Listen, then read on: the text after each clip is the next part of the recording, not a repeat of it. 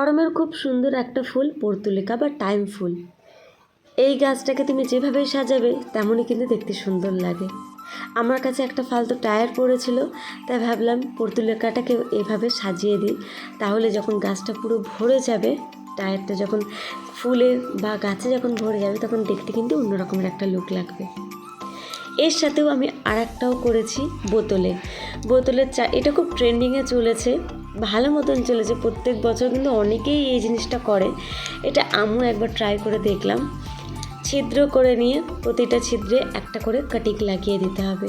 শুধু কাটিং লাগিয়ে রেখে দিলেও হবে না, কাটিংটা যখন ভালোভাবে লেগে যাবে বা পাতা ছাড়তে শুরু করবে তখন কিন্তু ওখান থেকেও কাটিং করতে হবে, তবেই কিন্তু এরকম একটা লুক আসবে। নাহলে কিন্তু ওই একটা ডালই এমনভাবে থাকবে। এই ডালগুলো বেশ একটু বড় হয়ে গেছে বলে প্রতিটা ডালের থেকেও কিন্তু আমি একটু একটু করে কাটিং করে নিলাম, যাতে ওখান থেকেও আরও ডাল বেরোয় এই সামনের ডালটার মতন।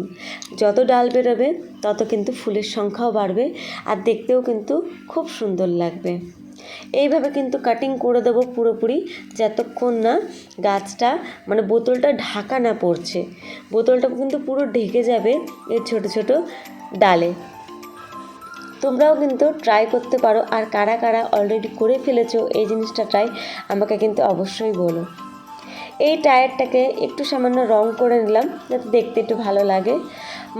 যে মাটি নেবে তাতেই কিন্তু কাজ হবে। পর্তুলিকাতে কিন্তু এমন কোনো স্পেশাল কোনো রকমের কিছু মাটি বা কিছু লাগে না, যেখানেই তুমি রাখবে না কেন খুব সুন্দরভাবে কিন্তু ওতেই গ্রো হয়ে যাবে। একদমই নর্মাল মাটি নিয়ে নিলাম। নর্মাল মাটি নিয়ে টায়ারের মধ্যে মাঝখানে একটা ইট দিয়ে দিয়েছিলাম, তাহলে আমার মাটি দিতে সুবিধা হবে। আর সবথেকে ভালো কথা মানে মজার কথা কি জানো, মানে ওই বছরের যে পর্তুলিকাটা ছিল সেটা তো ডরমেন্সি পিরিয়ডে পুরো গিয়ে একদম গাছটা পুরো নষ্ট হয়ে গেছিলো। আমি মাত্র পেয়েছিলাম 5 থেকে 6খানা শেকড়, ব্যাস শেকড় পেয়েছিলাম, আর কিচ্ছু পাইনি। ওই 5-6টা শেকড়কে আমি জানুয়ারিতে রিপোর্টিং করেছিলাম, তার থেকেই কিন্তু এতগুলো ডাল আমি পেয়েছি। কারণ যখনই একটা ডাল বেরিয়েছে আমি ওটা কাটিং করেছি, কাটিং করে ওই টবের পাশে আবার পুঁতে দিয়েছি। একটু একটু ছোটো ছোটো ডালও যদি তোমরা কাটিং করে লাগিয়ে দাও, ওতেও কিন্তু খুব সুন্দরভাবে অনায়াসে কিন্তু শেকড় বেরিয়ে আসে। পর্তুলিকা কিন্তু লাগানো এমন কিছু হার্ড না, খুব ইজি, মানে এর থেকে ইজি আর কিছু হয় না। কারণ এতে তেমন কোনো রকমের পরিচর্যা লাগে না, শুধু টাইম মতন একটুখানি জল দিতে হবে, ব্যাস। এইভাবে লাগিয়ে নিলাম। এবার ওয়েট করব এই টায়ারটা কখন ফুলে আর এই ছোটো ছোটো গাছে পুরো ভরে যায়, তোমাদের সাথে অবশ্যই শেয়ার করব।